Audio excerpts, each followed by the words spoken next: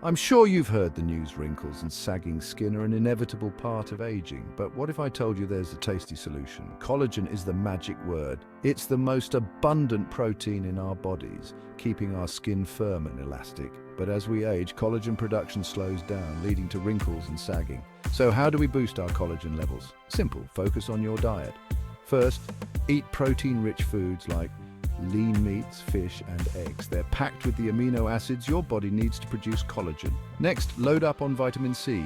Oranges, strawberries, and bell peppers are your best friends here. Don't forget omega-3 fatty acids from salmon and walnuts. They protect your collagen from damage, and of course, bone broth. It's a collagen powerhouse. You might even consider collagen supplements. Research shows they can improve skin elasticity and hydration. Remember, the key to vibrant skin isn't just what you put on it, but what you put in your body. So, eat well and keep glowing.